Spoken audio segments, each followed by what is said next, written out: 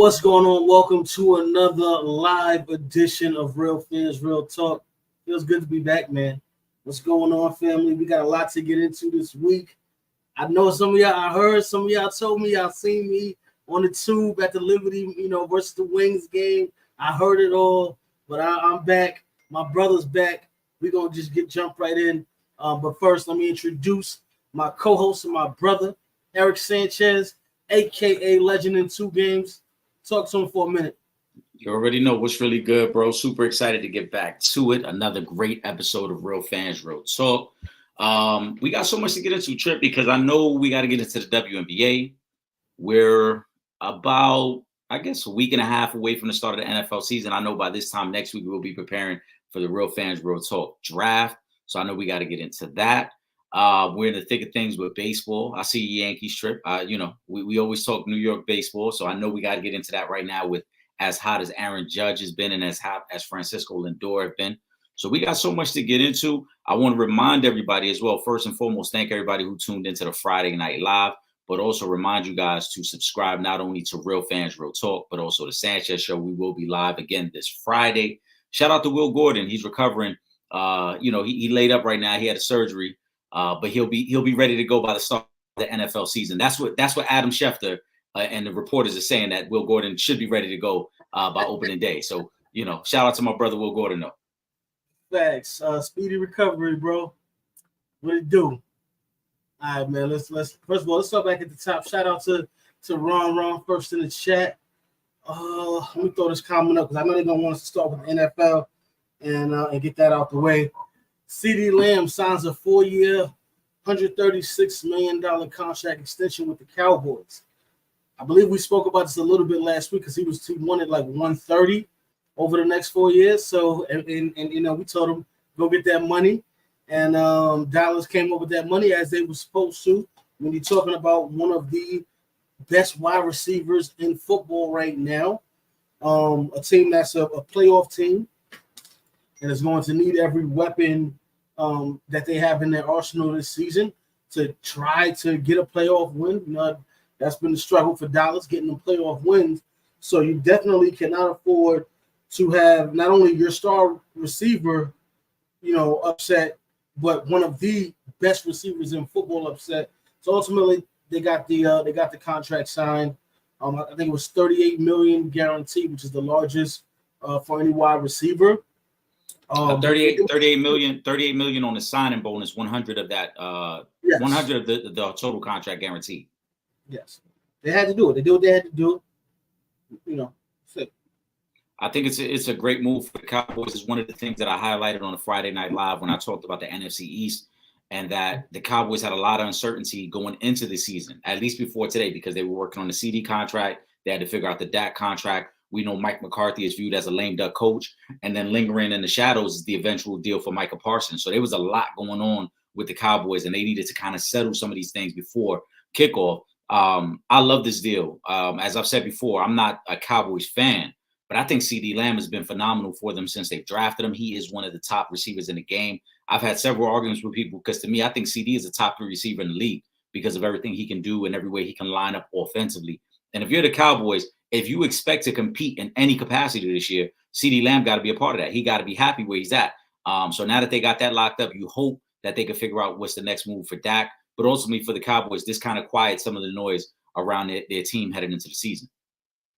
Absolutely. Now they just got to figure out what they're going to do with Dak. But they got the job done.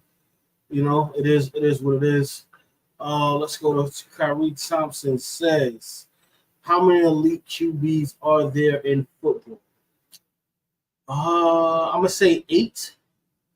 If my count is not off. Obviously, number 1 with a bullet is Mr. Mount Rushmore himself, Patrick Mahomes.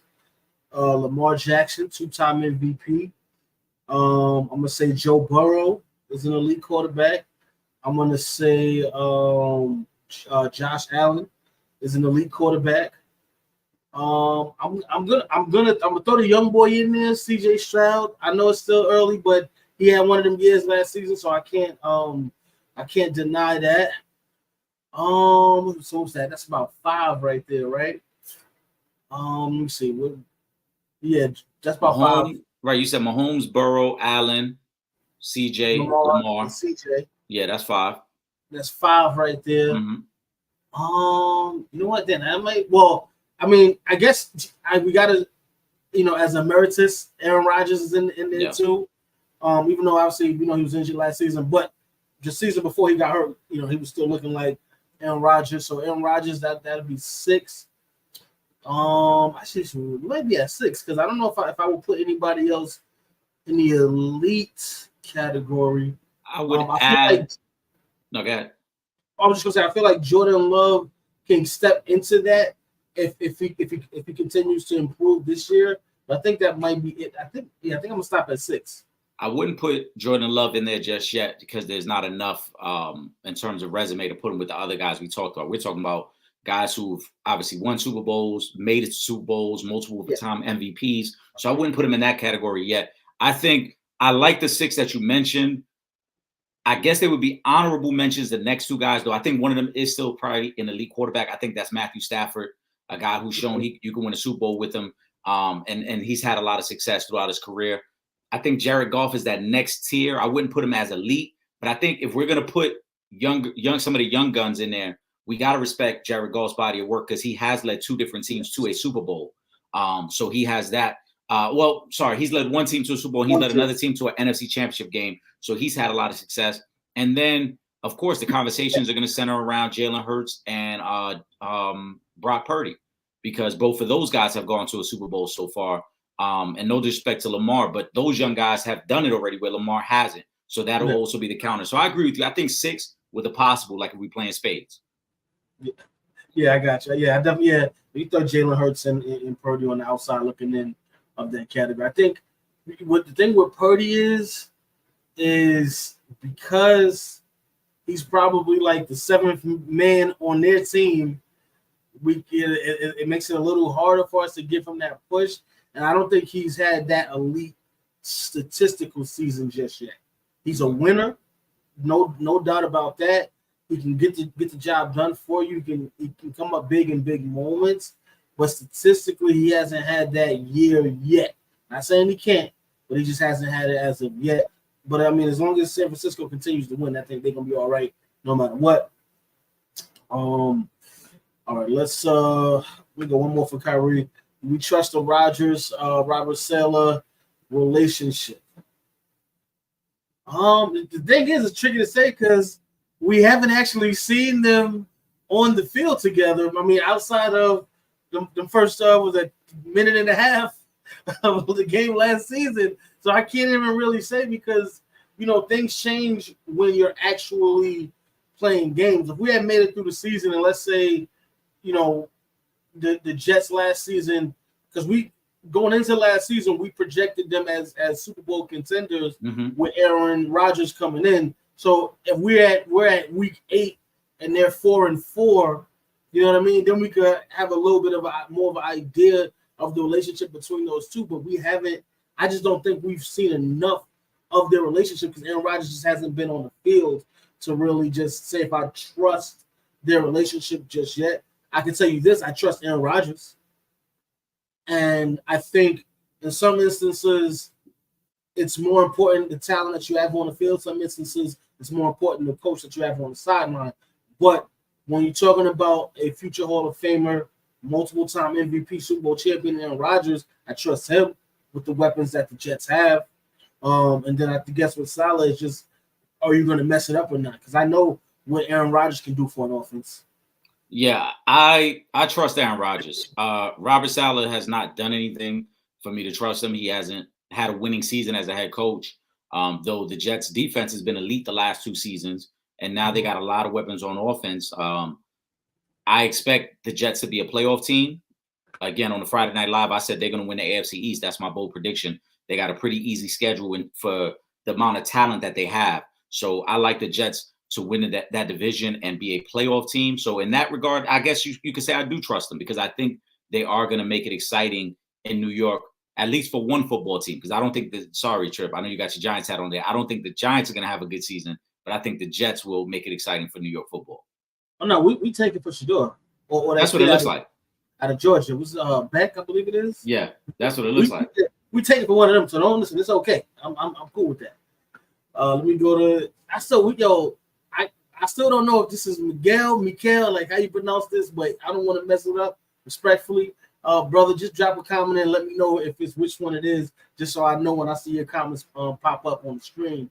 QB facing the highest expectations in 2024. I'm going to go with a guy that you spoke about a lot last week, Eric, Deshaun Watson. I mean, now's the time. We can't wait no longer. We done went through the whole situation with the legal troubles and whatnot. The whole, the controversy of the contract that the Browns gave you, the injuries last season that took you out and had Joe Flacco looking like Joe Cool again for the Browns. I think right now it is time, because now we're gonna start looking like, all right, he might be finished. I don't know if the legal battles took over, but he might be finished. If we don't see what we saw, or at least glimpses of what we saw, the year before everything went downhill with the Texans, people gonna start wanting to know, like, all right, when is he gonna be up out of here? Yeah, it's got to be Deshaun. Again, with a couple honorable mentions, I think Josh Allen.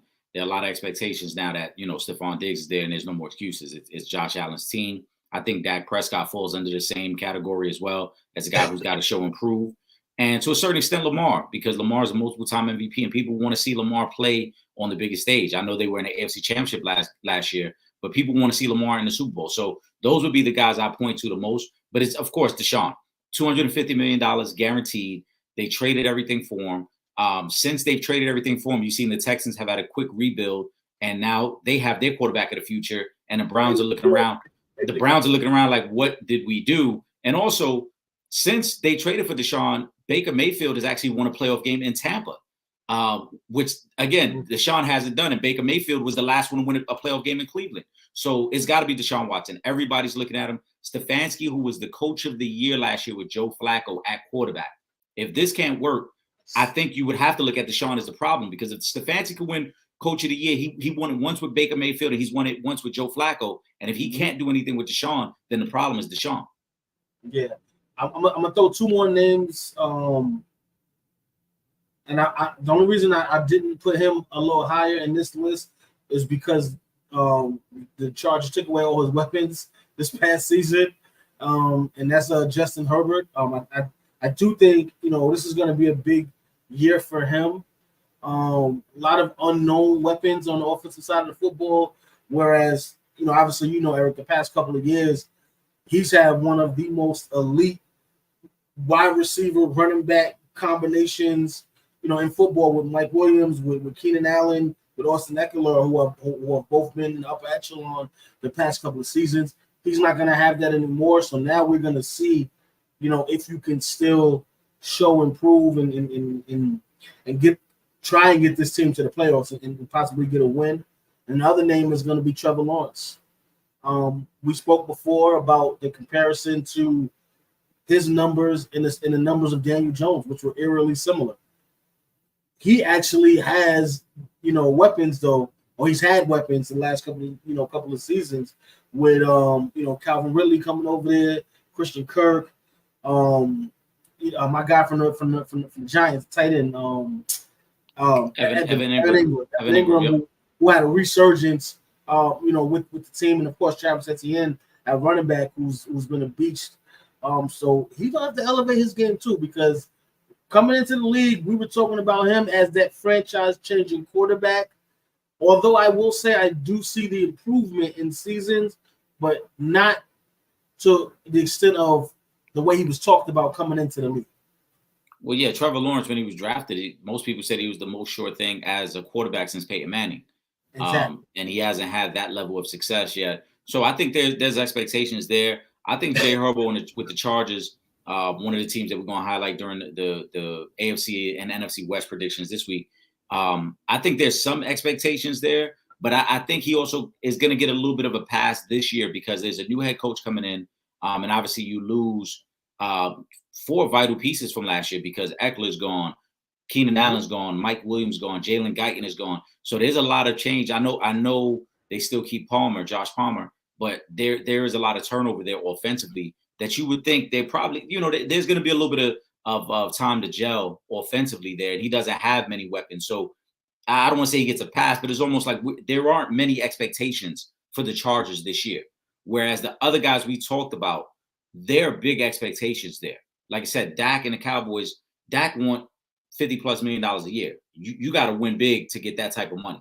Deshaun Watson, now this is his third full season in Cleveland, right? There are big expectations there, especially since they made the playoffs already without him. So those are quarterbacks. I think that the expectations and the scrutiny is going to be far greater than what we talked about with Jay Herbo and Trevor Lawrence. Yeah, you got it right. Well, biggest opportunity to step up big with no 2024 expectations, Jay Herbo, yeah.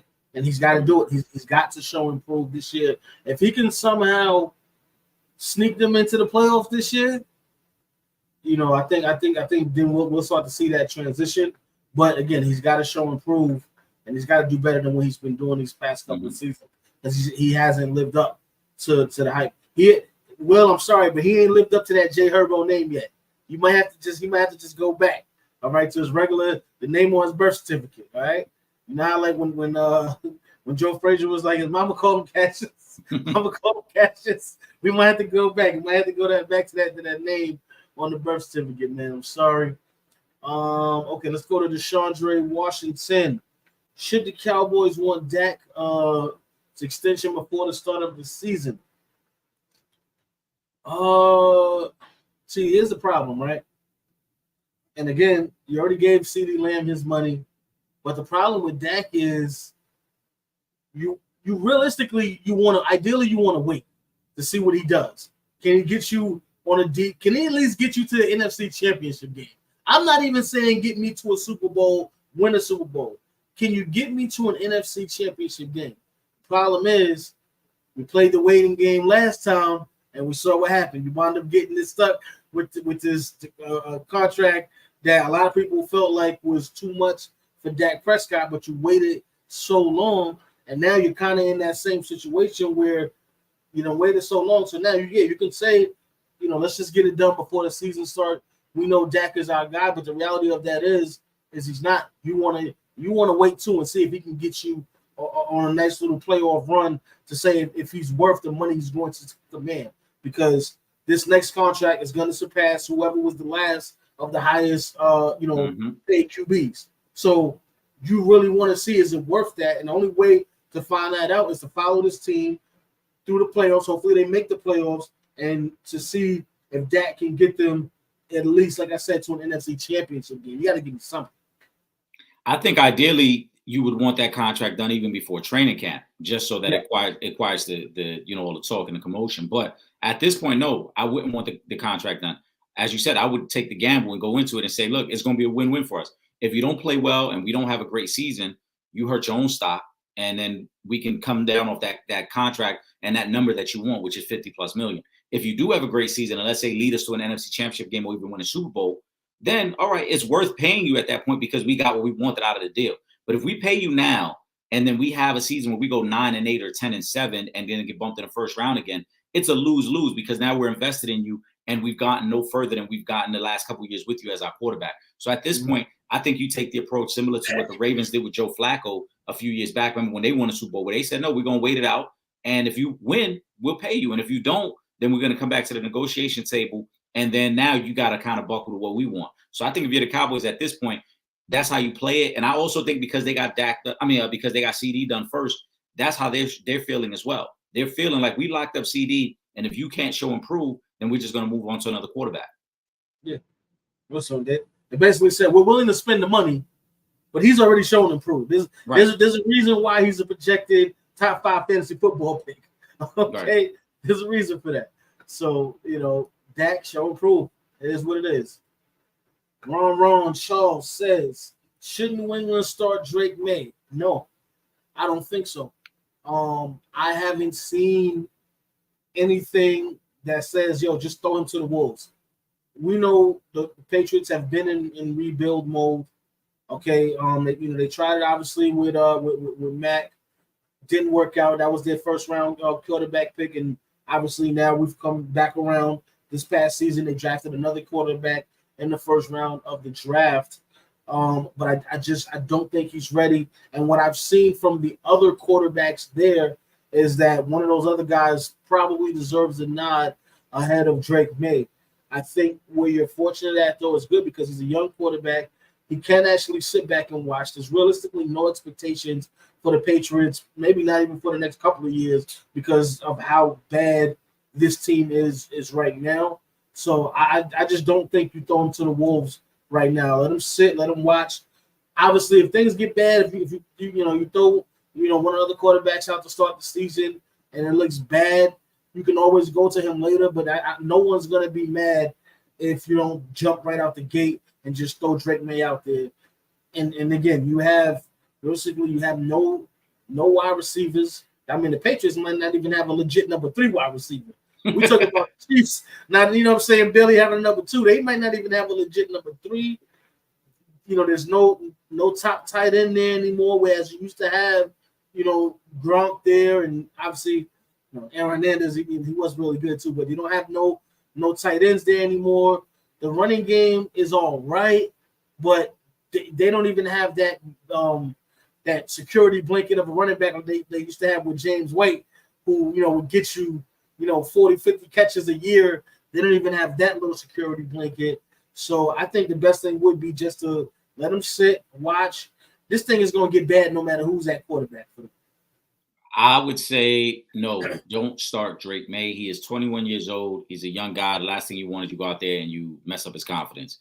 So I would not play him. Also, to your point, Trip, you ain't got much weapons out there. You ain't got much of an offensive line to protect them either way. So there's going to be a lot of struggles. So if you expect to have a bad year and you know it's going to be a lot of losing involved, let him sit and let someone else kind of take the bumps and bruises this year while he sits back and learns this offense and becomes the leader that you need him to become. Again, he's 21 years old. The last thing you want, I think, if you throw him out there and things don't go good right away, that then the team starts to sour on him. I think we saw that with Zach Wilson and the Jets, where they put a lot of pressure on him early that he wasn't ready to handle, and it went left. So I would sit him, I would wait, and then I would, again, quote unquote, tank it away to be in a better position to get the pieces next year. Exactly. Let me go to Tyson. Shout out to Tyson, man. Is Lamar Jackson criticism valid? I mean, here's the thing, right? See, the difference between Lamar Jackson and the other quarterbacks that get criticized heavily, like let's say Josh Allen, let's say Dak Prescott, is he's got 2 MVPs to fall back on. So he kind of gets a little bit of a pass. But that only is only going to hold the critics off for so long. You got to start winning in the playoffs. You gotta get those big games. Now I'm interested in looking forward to seeing what this offense is going to look like, since we pretty much regressed in the receiver department, but the running game I think is going to be at such an elite level with the addition of Derrick Henry. Like, I really need to actually see it during the regular season just to really get a feel for that offense and what they're going to be able to do this season. But come playoff time, you have to get some wins. The same way I said for Dak Prescott, where he needs to at least be in an NFC Championship game, Lamar needs he really needs to at least get that win in the NFC Championship game. He can't just get there. For him, as a 2-time MVP, them having a very good offense, very good defense overall, a good overall team, one of the better coach teams, they got to get over that hump, and that starts with Lamar Jackson. The criticism is valid because since Lamar's been the starting quarterback, they've been the number 1 seed twice, and they lost playoff games at home as the number 1 seed. So, and he's also a 2-time MVP in both those seasons. So you would expect that at some point you would get over the hump. And now we're getting to that point. We know the success that Mahomes has had, and I don't want to compare him to Patrick Mahomes. But more importantly, we see what Joe Burrow has done in a short amount of time and winning playoff games and with the Bengals and getting to a Super Bowl. So that becomes now like what we measure Lamar against, a quarterback within his own division who has shown he can go toe-to-toe against Patrick Mahomes. And for Lamar, as you said, I'm not so sure that the receiving core has gotten worse, because I think the development of Isaiah Likely to go with Mark Andrews now, who missed a lot of time last year, upgrades their 2 tight end set, and they expect Zay Flowers to take that next step this year as well, because Zay Flowers was very productive for them last year. So I think the weapons are still there. I think the defense is good, and Lamar as a 2-time MVP and as a guy that we view as a potential face of the league, one of the faces of the league. We know Mahomes is the guy. You got to win, and you got to win some big playoff games, and you got to at least get to a Super Bowl or two. And that's the only thing that's really missing from Lamar's resume. Yeah. Yeah. Oh, you know what? I mentioned the Chiefs wide receiver core. They brought back their legit number 2 wide receiver, and Juju. They just re-signed him. He's going to be on a 1-year deal. I would ask you how much of an impact that has on the Chiefs, but it really doesn't matter. The only thing that matters is if Patrick Mahomes is going to have at least 1 foot, and they'll be okay. Yeah, Juju coming back might be a security blanket because they haven't officially handed down a suspension of Rashee Rice. Yeah. Remember, he had some off season issues, so there is the possibility that he might miss some games. So Juju kind of comes in as a guy who knows the offense. Again, remember they're implementing 2 new wide receivers with Xavier Worthy, the first round pick, and then also with Hollywood Brown. So there's 2 new receivers already in the mix. And if you lose Rashee Rice, who's probably your most accomplished receiver, you would like that veteran that knows what we're doing offensively. So that's all it really is. Juju could be productive for them later in the season, but in terms of like impact, as you said, it's still about Mahomes and Kelsey. It's about Pacheco who now is the 3rd best player on their offense. And if that speed at receiver becomes what we think is going to become, they could be very dangerous again. Because again, now they got 2 fast guys out there who can make down the field. Yeah, exactly. Let me go to Kyrie Thompson. We spoke about him and both agreed that he definitely has the most improved this season. But do you expect to bounce back from Deshaun Watson? And my answer, honestly, I don't know. I don't know right now because I haven't seen him on the field enough to really make a valid assessment. And if I am basing it off of what I did see of him, then I gotta say no, because it wasn't good when we did see him on the field. Wasn't nothing impressive. It wasn't nothing that we used to see in Texas, where he was balling out in the playoffs, regular season, everything. We have not seen that since he's been away from since the move from the Texans to the Browns. So if we're basing that off of that, then I'm gonna say no. I hope that he can bounce back, but again, I gotta see it first.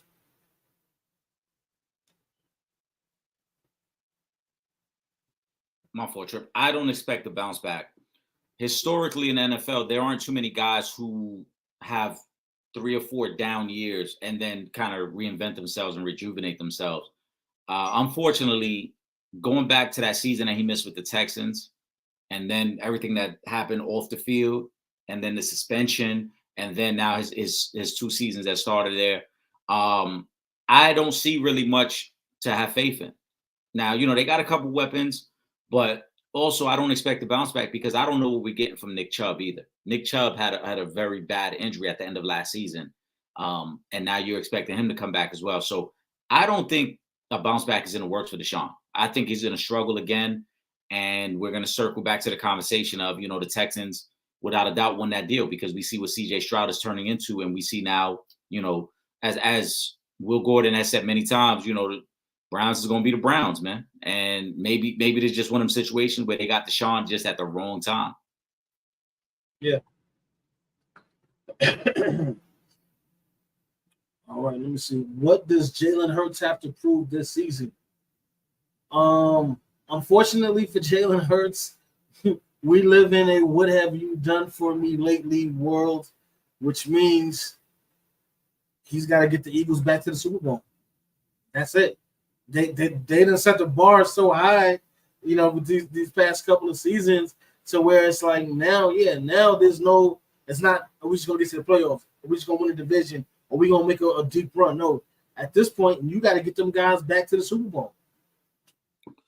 Jalen Hurts has a little bit to prove because now, again, we're talking, he's been a starter for 2.5 years going into this season.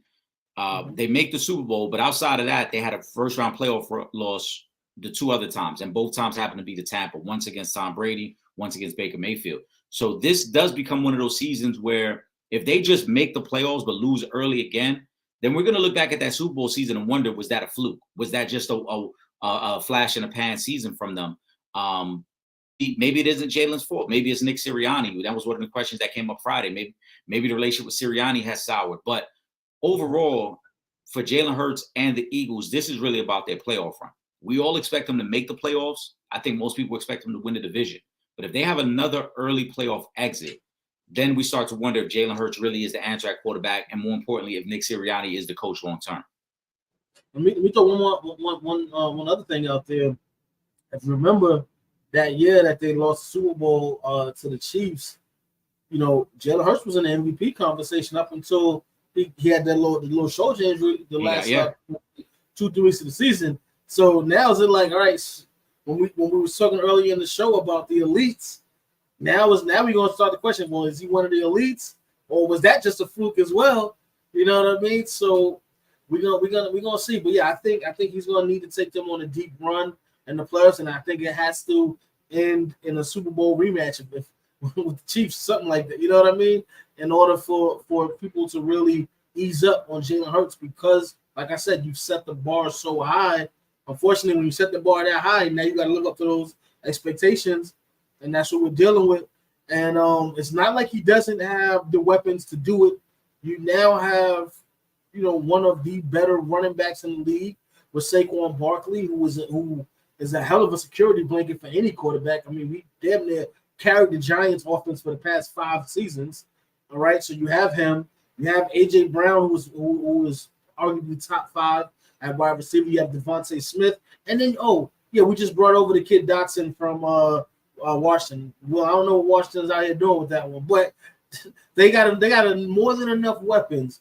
So now it really comes down to, all right, we need to be back in the playoffs. With every weapon that I mentioned, with the Goddard, the tight end, they got a solid tight end. They have a good defense. Jalen Hurts has to lead them back to a Super Bowl. That's where he has to be at the end of this season. It is what it is. Yeah, they got to go on a deep playoff run. I don't want to just say Super Bowl only, because we know come playoff time, injuries can play a big factor. You talked about that. Right. If they're healthy, because you talked about that year they went to the Super Bowl. You and I both felt that the 49ers were the better team when they played each other in playoffs. But obviously Brock Purdy gets hurt on the second drive of the game, and it's the game different. But a deep playoff run is important for them. One thing to keep an eye on with the Eagles this year, though, and it started to show at the end of last year, I don't think enough people started talking about it. Sirianni and Jalen Hurts weren't on the same page, and Sirianni's job may be on the line. The coordinator position, because he made a late change at defensive coordinator that didn't work for them. But that secondary was getting torched at the end of last year. And it started with that Niners game when Debo talked crazy to them leading up to the game, and then Debo had like 3 touchdowns against them. That secondary is old and was bad last year. And if that secondary doesn't get better, there's going to be a lot of shootouts for the Eagles this year where Jalen Hurts might have big numbers, but the record may not reflect how good he's playing, because I think their secondary is in trouble. I think their secondary could get torched a lot this year. Yeah. What a good question down here I wanted to get to. Who will have a bigger impact when it comes to winning, Caleb or Jaden, and will either get to the postseason? I'll tell you right now, if either one of them gets to the postseason, it's definitely going to be Caleb, because with them offensive weapons that he has, Jaden, who I like, I think he's going to be good. The team around him is just not. It's not good. Washington has a lot of work that they're going to need to do in order, and I'm talking about just to be a playoff team. They have a lot of work to do. They have a lot of holes that they need to fill in that offense. And again, they literally just gave away, to the Eagles, another one of their of the young talented wide receivers.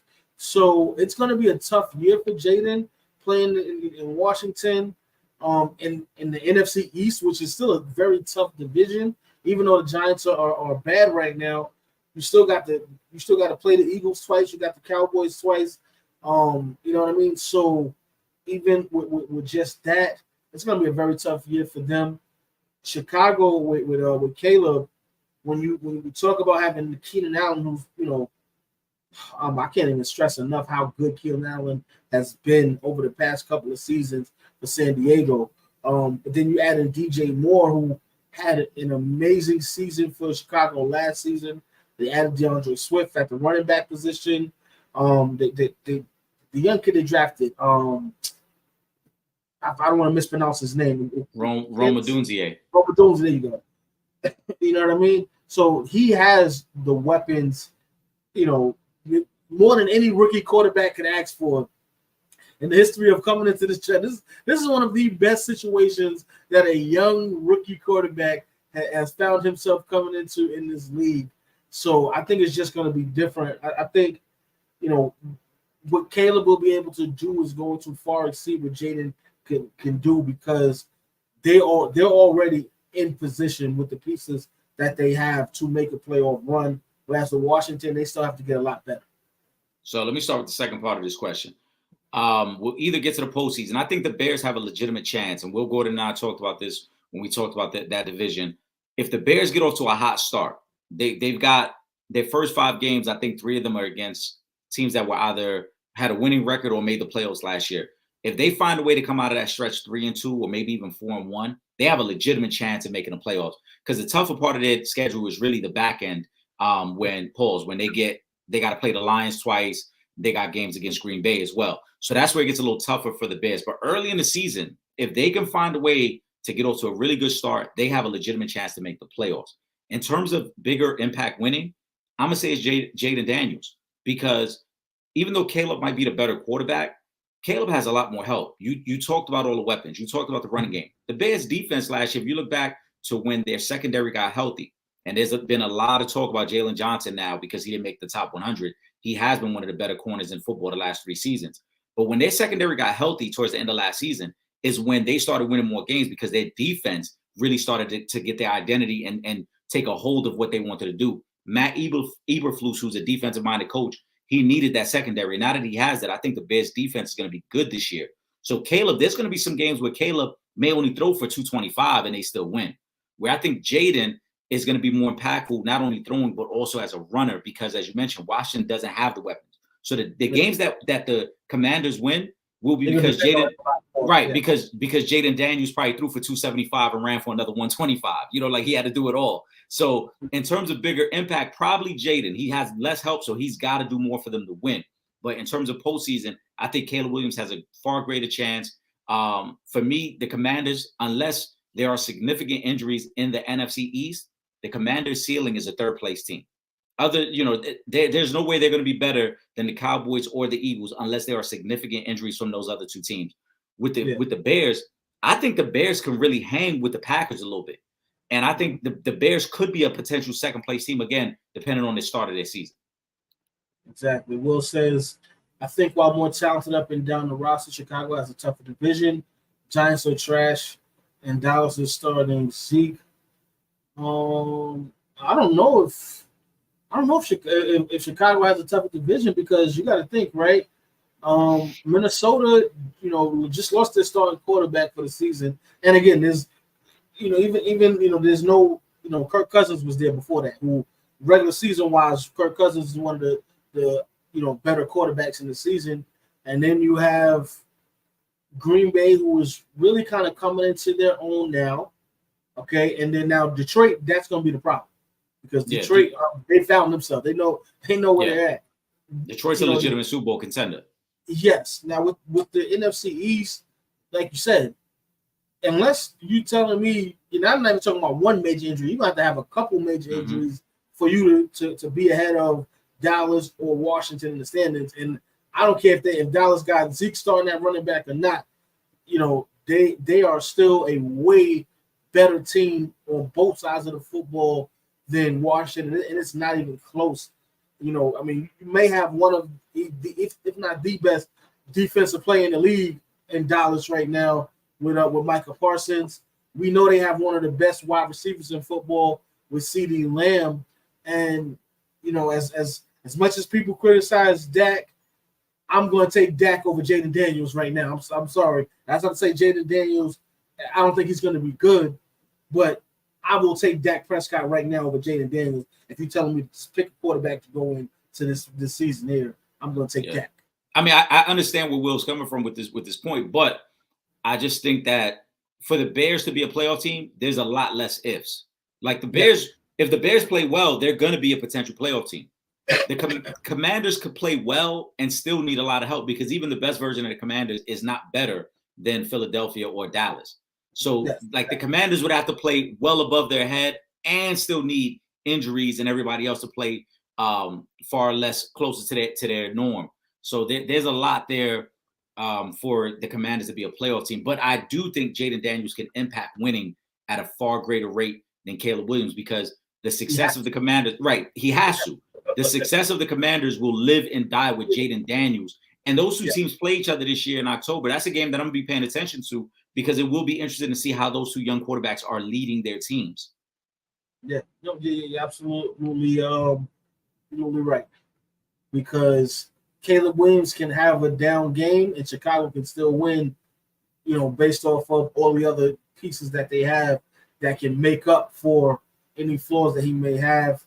With Washington, ain't no making up. If Jaden Daniels is playing bad, they don't have anybody else that's just going to step up and be the hero for the team. Right. So, you know what I mean? But let's switch over. It's that time, Eric. I'm sorry. It's football season. Hey, Will, please, could you get your team ready for the draft? We drafted next week. Will, we need you to get yourself registered in the league so we can finalize things. I'm just putting that out there, all right? But Aaliyah, let's switch over to basketball. Will, if you don't want to join the league, it's cool because I'm winning it anyway, so it's fine. Look, you know what? We're gonna go to the WNBA, man. Shout out to the ladies, man. DeShondre Washington, Angel Reese has had 3 straight 20 rebound games. No one in history has done this, but they've been losing, so it's hard to praise it like you want. Yeah, that's always the tough part about things when you're doing incredible things, but the team is losing.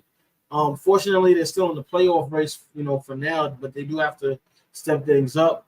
But I mean, listen, at the end of the day, it wasn't like we expected Chicago, who literally had 2 top 7 picks in the first round of this draft, to be, to be running the league. So we got to take this time out and acknowledge Angel Reese for what she's, been able to accomplish. She's trying to get the GOAT rebounding title her rookie season with the way she's rebounding the basketball. And I will say this too, another key fact that we're talking about the offensive rebounds off of her own misses, right?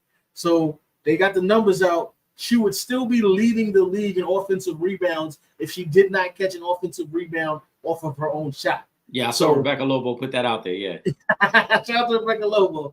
You know what I mean? So we do need to take the time out to still applaud that because these are legendary things that we don't know when's the next time we're gonna see something like this. So we still need to acknowledge her in these moments. Same thing with Caitlin Clark.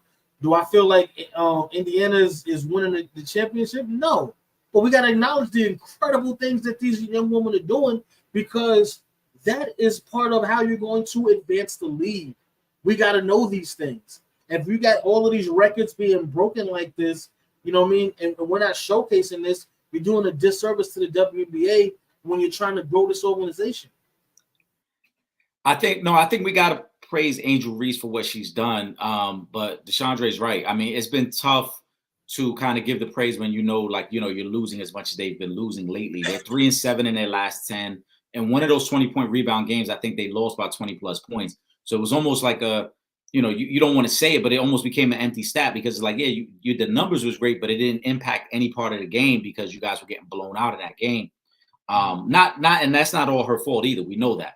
But if they don't make the playoffs, it is going to kind of rain on that parade of what Angel Reese has done because we talked about this in a previous debate. Chicago made the playoffs last year without Angel Reese and without Cardoza. So now if you don't make the playoffs, it's like, those numbers look great, but do they look like empty stats then because they didn't impact winning? As of today, like I said, that 3-7 in their last 10 is really hurting them. They're only a half game up on Atlanta for that last playoff spot, which is going to be very significant for them. So Angel Reese, I think, has had a phenomenal season and is deserving of the praise. But I wonder, what the criticism and the talk is going to become if they don't make the playoffs, and she just continues to put up these rebounding numbers. Because again, at some point, the stats have to affect winning. Yes, exactly. I think we got time for that. We probably, you know what I'm saying, we probably got 2 or 3 years before it becomes, that point, just because we're already expecting them to be bad. You mentioned the half game lead. Fortunately for Chicago, Caitlin is helping them out right now because they up by damn near 20 over Atlanta. So they'll put a little bit more distance between them and Chicago. So that helps out. They're helping each other out. get to the playoffs this season. Will Gordon says A'ja Wilson is like that. That's all. That's the comment. And you're absolutely right. We saw the buzzer beater, which the other day, which kind of took away from what Angel Reese was doing, because after, Chicago ties that game up, A'ja Wilson comes right back down and gets the buzzer beater to win that game for them. So, and that's kind of been the story. They're doing these amazing things, but they just can't seem to translate those amazing individual performances into wins. And, when you got somebody like A'ja Wilson, shout out to A'ja Wilson, man. She is completely dominating this season. She's the MVP, and it's not even close. She's probably Defensive Player of the Year as well. And they're in the playoff race, so don't be surprised if we see them back in the WNBA Finals again, and she does what not too many basketball players, and I'm talking about in WNBA right, or NBA, has done, and that's possibly winning MVP, Defensive Player of the Year, and an NBA championship in the same round. And if you also want to add in, it's because in tennis they have the Golden Slam, but in the NBA you got, I guess it's the Golden something, whatever it is. But when you win the Olympics, you get a gold medal in the Olympics, you get the MVP, you get the Defensive Player of the Year, and you win the championship. That's the big four right there. So she's actually in position to accomplish that this season. She is her. If you ain't put respect on her name already, I don't know why you wouldn't have, but you better start. Right. I agree. Asia's been phenomenal, and I think right now for the Aces, they're just getting themselves ready for playoff time. That's really what it's about. When you're a multiple-time champion like that, you're not worried about the seeding. You just want to be playing your best basketball come playoff time, and that's exactly what they're doing right now. Exactly. Shout out to the ladies on the Liberty. I told y'all seen me. I was out there. There was nothing but love in the arena. It was lit when they played Dallas. In that game, Liberty holding it down first place. They looking really good. They looking like they want that championship this year. So you know what I'm saying, ladies, y'all know what to do. We need one in New York. It's been a while since we had a championship of any sporting team in New York. It's crazy because after the Liberty win, then the Knicks are going to win, and then the city going to explode. Pause. Well, I think the Yankees are going to win before the Knicks, because I'm just saying we here. You see what my guy is doing out there. See what he's doing. Aaron Judge, the MVP. Aaron Judge is going to win MVP, and rightfully so. I still feel the same way about the Yankees that I felt the last couple of years. No, I'm just serious. Aaron Judge is phenomenal. I think Juan Soto is one of the top 6 players in the league. But until the Yankees get more balance in that lineup, they're going to struggle come playoff time. Now, they could prove me wrong this year, but outside of those 3 guys in the middle of that lineup, they need other guys to produce, and they need to find ways to manufacture runs. And Garrett Cole, I told you this, Trip, when they signed Garrett Cole, we're not going to get into too long of a baseball discussion. That contract looked great when you signed him in the moment, like, he was the best pitcher in the market. But if you don't win anything, at some point you start to look at it like, man, that was a waste of money, because he was paid very, very well to become a New York Yankee, and he has not produced in the playoffs. Listen, he got to do what he got to do. Let me go back here. Let's go to, since we've got my NBA questions up here. Where we at? Commanders fans song. We just throw what's kind of like go to the next NBA. Detroit Commanders fans, Jim Adam Peters was in the same role in San Fran when they traded up for Trey Lance, who threw 5 interceptions against my Chargers. Thirds and fourths, I watched every play by Got you. All right, let's go to Tyson's comment. Ant-Man says in the 80s/90s, players were not skilled. Only Michael Jordan was. Then Magic Johnson got in his pause. No Diddy. Say he don't pay attention to dudes that got no titles. Ant-Man think he the Ishmael.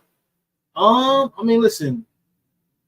50 says, show me a rapper that I don't think he's number one. I bet you he's not signed. So I can't even be mad at Ant-Man for the level of confidence because he has been hooping. You know, he got his Olympic gold medal now, you know, so I'm not mad at him for that. Now, do I agree with his statement that Michael Jordan was the only skilled player in the 80s and the 90s? No, I can't agree with that. Because when the person that's going back and forth with that is one of them, and that's Magic Johnson, Larry Bird. Now, I think, and I don't, because obviously I can't speak for him, but I think maybe what he was getting at was everybody's not these super athletic, super freak of nature, elite athletes like during that time. I think maybe that's where he was trying to go with it. But you talking about just what you said was skilled players. No. I can't let you get away with that. There's a hell of a lot of skilled players in the 80s and 90s. Now, you know what I'm saying? Maybe you might not have a situation where it's like, yo, you got a Giannis, a Jokic, a Braun, a KD, a Steph Curry, all of these guys all at once. But there was a lot of great skilled players in the 80s and 90s. So I don't know where he's coming from with that. And, Magic handled it like he's supposed to, like an OG. First of all, what bothers me about these conversations is that we act as if like every generation doesn't get more athletic and get better, right? The 80s and 90s era was an advancement in basketball from what it was in the 60s and 70s, right? Nobody had ever seen anybody like Magic when he hit the league, right? So same thing with Mike when he hit the league. And let's not act like they weren't great athletes and great skilled players during that era as well. So for Ant-Man to say that is completely incorrect, and it shows his lack of basketball history. I don't want to get into his IQ or his knowledge of or his intellect of the game, but just his history. He's off, and that's okay. He's a young man. He probably consumes most of his basketball information through podcasts and YouTube, so that's okay. But there were great skill players back then, just as they are now. And there's a reason why we compare some of the guys who play now to those that were in the league then. People talk about Joker, right? As you mentioned, Joker is a great player, right? Phenomenal big man who could do it all. Guess what? Arvydas Sabonis, by most people's account, was better than Joker in that time. It's just that Sabonis came over to the NBA later. But if you look back at history, there were many people who said he was Joker way before Joker. He was that type of player, right? So we know there have been plenty of guys. There's a reason why we compare guys of today's era to previous eras, because there was someone who was similar to you in skill set and that could hoop on that same level. It's just now it's a different era and maybe you've taken it up a notch. Maybe you're able to do something a little different than they were able to do. Obviously, today's game has evolved and the three-point shot is so significant that you have more guys who shoot the three ball now. But that's not to say that guys in the 80s and 90s couldn't do that, because if that was a part of that game, they would have done that the same way. But that wasn't the way the game was coached at that time. And I always have this debate with people that certain players, like Steph Curry is a prime example. Steph Curry could play in any era. The question is, would a coach have allowed him to play that way in any era? You know what I'm saying? Like, would Pat Riley have given him that type of green light in the 80s and 90s to just shoot from distance? No, because that wasn't the way the NBA, right. That wasn't the way the game was taught to you. Yeah. Yep. Right? As we have evolved in the game and understanding the game, now we play the game that way, and every team keeps three shooters on the floor for that reason. But if you look back at the 80s and 90s, look at the evolution of the big man, right? We saw what all those guys could do with their back to the basket, but you're telling me Hakeem Olajuwon couldn't play in today's game? He wasn't skilled enough to play in today's game with his footwork and his ability to shoot and pass? Anybody was, it was be Hakeem. Right. So there are plenty of guys who could have transitioned over. And I think just being young and misinformed. Yeah. What was that one that was connected to this one? Hold on 1 second. So the KG comment, I want to get that. Oh, here we go. Mikel says, KG response to Ant-Man says he don't think anyone in this generation could have played 20 years ago. I disagree with that statement as well. Here's the thing. I think we got to get over this. Oh, he couldn't play here. He couldn't play there. In majority of the elite players from any generation could play in any generation. Like let's just dip this thing in the bud right now. If you are an elite player, it doesn't matter what generation.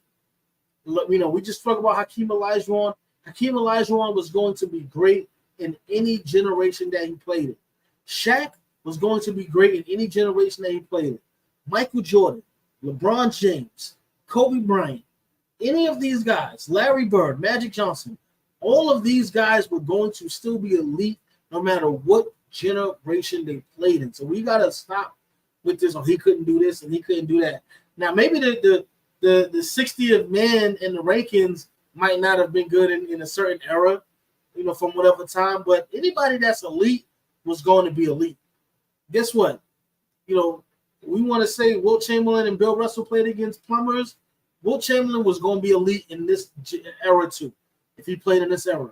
Same thing with Bill Russell. They would have been elite in this era too. And those are guys that was in the 60s and going in the 70s. They were still going to be elite players. It is what it is. So we got to stop. I 1,000% agree. There's a reason why we categorize some of these guys as great. The greats of today could have played 20 years ago, without a doubt. Again, the real question would have been, would coaching have allowed them to play to their strengths, right? Because like LeBron, I think is a great example. LeBron, for all of his skills and everything he could do on a basketball court, the wrong coach could have ruined LeBron James. If the wrong coach has LeBron James and says, hey, because you're 6'8", 6'9", and 260, we're going to put you down on the block and try to really play you like Karl Malone. That would have been a disservice to everything he can do, right? The same thing with Kevin Durant. If Kevin Durant played in the 90s, somebody would have tried to make him a center, and it wouldn't have worked. 11, yeah. Right, and it wouldn't have worked. So the coaching is the bigger part of that. I think you needed the right coach to recognize the skills. Remember, Kevin Durant came in the league and PJ Carlisle tried to play him as a shooting guard. Mm-hmm. You know what I'm saying? Like just crazy stuff like that. Where it's like that's never going to work. So I think that's a bigger argument to be had, that if this guy played in a certain era, what coaches would have maximized his potential? Because we know Kevin Durant could have played in any era. We know LeBron could have played in any era. We know Steph could have played in any era. The skill set that we see from Joker and Embiid, I think they could have played in any era. But to Trip's point, the greater question is, could some of the role players have played in any era? That's the real question. Let me go to Ron's comment. Why do the Lakers and Warriors got the most national TV games? I know Curry and Bron star power, but they play in teams last few years. If I'm Silver, I take 10 games off them and promote young players. Nope, you don't, because it's the NBA. And you said it. It's the star power of Steph Curry and LeBron James. That's why they're going to continue to have the most games nationally televised. And we saw what they just finished doing in the Olympics. Who carried the team?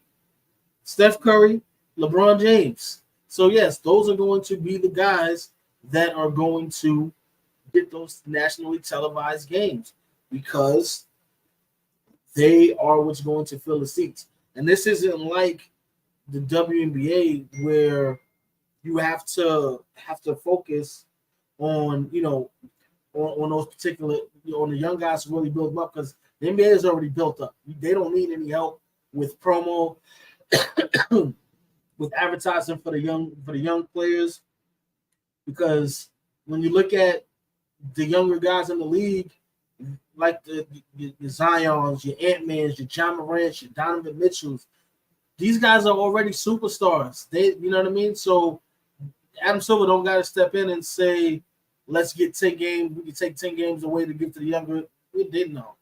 They're going to go to the highest. And, one, LA, Golden State, both in California, one of the biggest markets. Okay.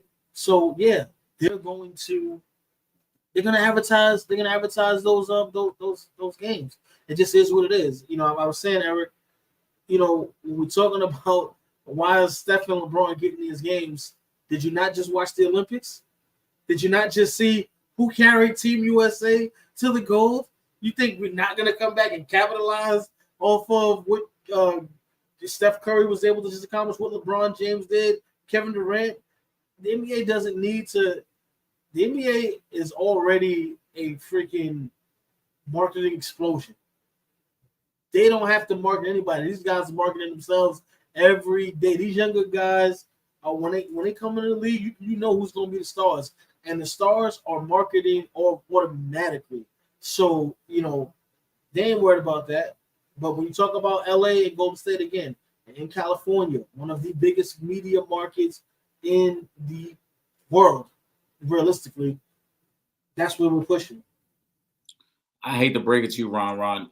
The reason it's happening that way is because most casual fans, I'm not talking about you, Ron, but most casual fans aren't going to tune in on a Thursday night if they put San Antonio against, let's say, Portland. It's not going to happen. Most people aren't going to tune in. Even though some would tune in for Wemby, most people aren't going to tune in. They got to give you the sexy games. But also with the new, right, they got to give you the sexy games. But also with the new TV contract, as you can see, it's being spaced out amongst different networks. So there's going to be plenty of primetime opportunities for other teams. It just won't be showcased in a way of like a Sunday afternoon game, because those games are going to be reserved for the marquee matchups and the marquee cities. But it'll work out, because again, if you're a diehard basketball fan or just a basketball enthusiast, you're going to find the games to watch on those, awkward nights, the Wednesday night when nothing else is on, stuff like that. So the NBA knows what they're doing. It's a Trip's point as well. You've still got to capitalize on what you just saw at the Olympics. People want more Steph Curry. They want more LeBron James. We go to Tyson. Shout out to Poole. Yes, Poole's a beautiful woman. All right. But his question is, Isaiah Thomas says the Bulls could have won 1 or 2 titles without Jordan. My question is, why don't Isaiah, before being interviewed, say no Jordan questions? You know what? It's some people just don't. Some people just open and we know what it is. We know when you're talking to Isaiah, somebody want to ask the Jordan question. You know what I'm saying? So he's not gonna be like, nah, no, don't answer me this. You know what I mean? But now, if your question, so I don't see him doing that. But do I think the Bulls could have won a championship without Jordan, 1 or 2? I don't know. They could have won one without Jordan, and you know what I'm saying. That's not to say, that's not to disrespect nobody, because I don't know if Jordan could have won one without having Pippen and Kukoc with him, or Pippen and Rodman. So it's not like that. But it just we saw them without Michael Jordan, and although they were still great, they were still one of the top teams in the NBA when Jordan left, at least that first year, because he came back, during the second halfway through that second season. But and again, they were kind of a call, maybe controversial call, away from getting back to the finals. So it is possible, but do they beat Hakeem Olajuwon and those Rockets without Michael Jordan? I don't know, because that was a tough team. And Hakeem was different, man. First of all, Isaiah is never going to dodge Michael Jordan conversation, because that's what keeps him relevant to this younger generation. Again, for basketball enthusiasts and those of us that know the game, we know who Isaiah Thomas is. But there's a lot of younger basketball fans and players who have no idea who Isaiah Thomas is, and this keeps him relevant in their eyes. Secondly, to say, they could have won 1 or 2 without Mike isn't saying much, because every year there are teams that could win a championship and don't win a championship. It's really about, did you win or did you not win? Let's not forget the Pistons almost won a championship when Isaiah got hurt in the finals. Would that have diminished his legacy if they still had won the finals with him being hurt? No. The Bulls, you talked about that year, yes, and I highlighted that on Friday. They lose in the second round to the Knicks. Controversial call, Hubert Davis. It becomes a 4-point play. If the Bulls win that, do they win a championship? I don't know, because that Indiana Pacers team was very good that year that the Knicks had to beat to get to the finals. That was prime Reggie Miller and Rick Smits. And then, as you said, at the end of that pause was Hakeem and the Rockets, who end up being back-to-back champions. So I can't say without a doubt that they would have won a championship just because they beat the Knicks. They were still 2 more rounds of basketball to go before they get there. With all that being said, it's coulda, woulda, shoulda. Every year, there are plenty of teams that could have won a championship. The Portland Trail Blazers in the late 90s could have won a championship. The Sacramento Kings of the late 90s and the early 2000s could have won a championship. We could say that every season. We could nitpick a team and say, hey, they could have won a championship this year. But the history shows that they did. And whether Isaiah likes it or not, that's the history. And I really think that Isaiah's frustration and anger with Mike isn't just about the dream team. I know everybody loves to highlight, oh, Mike had him kept off the dream team. Probably did. Mike wasn't the only one, though, because when you go back and look at the dream team documentary, Larry Bird couldn't stand Isaiah, and Magic and Isaiah had their history. People forget that Magic, you saw when they sat one-on-one and they kind of hashed it out and they started crying. There were a lot of people for a long time that felt that Isaiah was spreading rumors about how Magic contracted the virus. And that was another reason why Isaiah was kept off the dream team. Yeah. But on just purely basketball, Isaiah's Pistons, the bad boy Pistons, for as great as they were, they're sandwiched between 2 different legacies. They're sandwiched between the legacy of the Lakers and they're sandwiched between the legacy of the Bulls. Because when the Pistons finally get their opportunity and they win back-to-back championships, that completely gets overlooked by the fact that Mike followed that with a 3-peat, right? So now it's like, we're not even talking about how good the Pistons were because Mike just won 3 in a row. And then Mike retires and come back and win 3 in a row again. And oh, by the way, Isaiah is from Chicago, and yet Mike is more beloved in his own city than he is. So there's always going to be that animosity towards Michael Jordan because Michael Jordan ended up having the career that Isaiah thought he was going to have. Exactly. Let's go to Hoop Ball Scoop. Congrats to legendary Maya Moore getting her number put up in the rafters. Remember, she left WNBA in 2018 and won 4 NBA titles. So she had maybe 10 more years left. She played 8 years. What's your memories of Maya? Yeah, you're right. She could have been still playing now if she wanted to. She played 8 years, and guess what? Half of them years she won a championship. So that in itself is an incredible accomplishment. But you know, being drafted where she was drafted, and then helping that team go on to win a championship her rookie year. I mean, I think that may be the biggest moment. I mean, obviously she has an MVP, so that's probably, you know, up there as well. But I think that's on the lines of Magic and what he did coming into the league and as a rookie winning the championship and not just being a role player on a team, but being one of the most intricate pieces in winning a WNBA championship in her rookie year. Great career. And I agree, she probably could have played even longer, but let's also keep in mind that it was at a time when she was still playing internationally, so there was a lot of wear and tear on the body.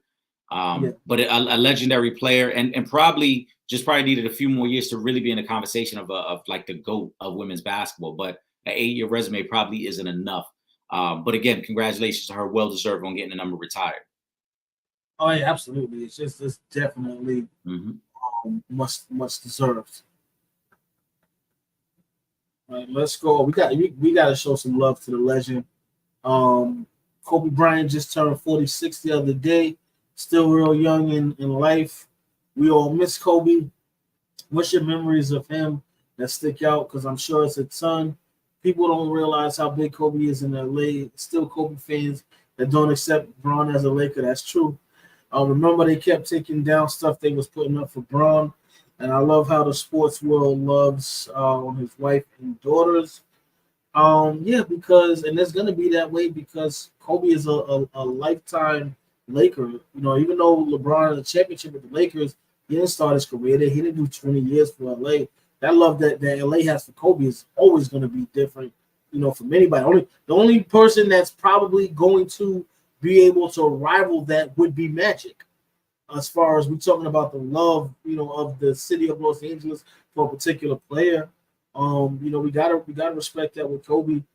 My memory actually is not even, it's more so of us actually. Like my favorite Kobe memory is of us on the show paying homage to Kobe, being in the studio, myself, Eric, Emerald Marie, and CJ doing our little Kobe tribute. while we were live on the air. So for me, that's my favorite Kobe memory, paying homage to him. But Eric, go ahead, because I know you're a big Kobe fan. I am. On court, the Redeem team, and him being the leader of that. I remember I talked about it. There was I believe it was the 2009-2010 season, right before Bron became a free agent. Bron had like a big game at the Garden, and all the tabloids were so excited about LeBron having the game he had, and everybody kind of like trying to think that would entice Bron to come to New York. And then Kobe and the Lakers came into New York like 2 nights later, and I think Kobe dropped like a 50-piece at the Garden, kind of one up in what Bron had just done there. And then Bron, I think, to me, the full circle moment for him after everything he had to experience with the off the court issues and the trial, and then Phil Jackson saying what he said about him in his book, was Kobe kind of reinventing himself and becoming the leader that led the Lakers back to back-to-back championships and 3 finals appearances, and beating that Celtic team that had beat him 2 years prior because of the way he did it. He shot 6 for 24 in that game 7, and in the second half of that game, he turned into the ultimate playmaker and said, all right, I know they're going to keep doubling me and they're expecting me to keep shooting, and I'm going to find open teammates and win that way. And to me, that's always going to be a lasting memory of Kobe, because that's who Kobe was throughout his career. He kept reinventing himself. I don't think there are very many players who worked harder than Kobe. We talk so much about the Mamba mentality, but he really lived that way. He really would grind it out every day till he was done in the league. And one of the moments I didn't mention Friday, but I think is the truest embodiment of who Kobe Bryant was and how much he loved the game, was when he tears the Achilles and he goes to the free throw line, he shoots his 2 free throws and then walks off the court. And most other guys, we know some guys would have milked it. Some guys would have, just left the court and they would have been so distraught. And he still had the poise to say, no, let me just finish doing what I'm doing and we'll go to the locker room and figure this out. And then him coming back from that and still playing several seasons after that. He was never the same because of the timing of that injury and how old he was when he had that injury. But it was still Kobe. He wasn't going to give up. Exactly. And I want to say, too, Trip, you made a great point. Here where Hoopballer Scoop says it's still Kobe fans that don't accept LeBron as a Laker. That might be more so just a rivalry that LeBron fans and Kobe fans had, not really Laker fans. Because there are a lot of Laker fans who have embraced Bron for what he's done there in his time. But it's tough to compare the two, because Bron was an established veteran and already an all-time great when he got there. Kobe was drafted there at 18 years old, and the Laker fans saw him develop from a young man into a legend. So the experience is completely different between those two. Basically. We're going to take this last comment here. Shout out to Pooh. Pooh says, oh, wait, hold on. Sorry, my bad. Where's Pooh comment at? Hold up, I lost it. My bad. I got you, Pooh. Pooh says, what up, fellas? Hey, Mr. Gordon, you need a nurse just playing. But what's this thing going on with Cheryl Swoops? Stephen A. Smith about Caitlin Clark. It's basically Stephen A. kind of called Cheryl Swoops a hater because she wasn't, trying to give Caitlin Clark her props. She was mentioning, the contributions of several players, but wouldn't really give Caitlin Clark her props. And they kind of went back and forth on Twitter. They had an exchange, and she was telling him, you got your show, you talk about whoever you want on your show. Why can't she do the same? Blah blah blah. Honestly, I gotta side with Cheryl on this one. Because again, it's on her platform. She can basically talk about whatever she wants on a platform. Can't really get mad at that. 1 and 2. Cheryl Swoops is a player, and she's one of the greatest WNBA players of all times. So if she doesn't want to just say, here, take the keys to the kingdom just based off of the hype of you coming into the league and blah, blah, blah, you don't even have to really get a season in before we just crown you as the queen of the WNBA. You know what I'm saying? Like, I get that because she's a competitor. And, you got players are always going to want you to earn it, no matter how big the status, the story, and everything surrounding a younger player coming into the league. You still got to go out there and show and prove. And as great as Caitlin Clark has been this season. We've complimented her several times throughout the year. She still hasn't gotten through a season yet. We haven't seen her in the playoffs just yet.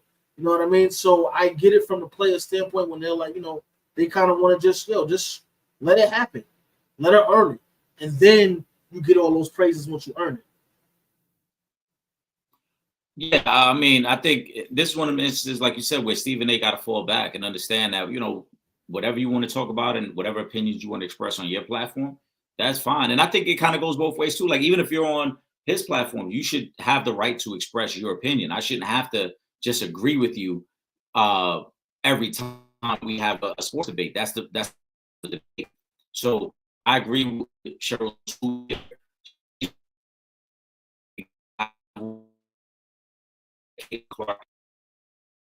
So she knows how this all plays out, and I ultimately Stephen A. is wrong. Yeah, I agree. All right, man, we're gonna get ready to wrap this thing up. Eric, give us a final thought.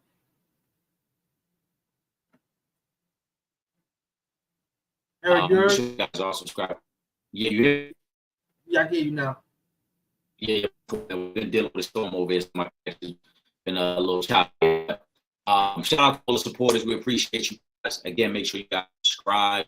And then also tune this Friday Night Live. It is the last Friday Night Live before the NFL season starts. Taking game, giving prediction. So lock in. Yeah. All right, yes. And I'm just gonna say shout out to the Liberty, man. Y'all keep this thing going, bring that chip home to New York. We need that. All right, we need that. Oh, and I gotta shout out Giselle. She is the wife of Dallas forward Natasha Howard. She is so dope. Got to link up with her at the Dallas Liberty game, and she's a dope person. I just want to take a minute just to shout her out really quick. And of course, thank you to all of the supporters. Man, we do this for y'all, man. Y'all keep us motivated every week. So big shout out to all of you guys. With that being said, make sure you follow us on all our social media: Instagram, Twitter at Real Fan Talk, Facebook.com/For the Fans Productions. I'm sorry, Facebook.com/Real Fans Real Talk, YouTube.com/For the Fans Productions. And don't worry, if you're not in the New York City area on Thursday nights and you can't watch us on Verizon 43 from 8 to 9 p.m., all you got to do is click on that website, realfansrealtalk.com. There's a red button right on the homepage. Click on that. You can watch us from anywhere in the world. And of course, if you're not already, I know you're not, but if you're not, make sure you guys subscribe to both the Sanchez Show and the Real Fans Real Talk podcast. New content dropping every week. With that being said, for myself, Trip Young, my brother, my co-host, Eric Sanchez, a.k.a. Legend in Two Games, we up out of here. Peace.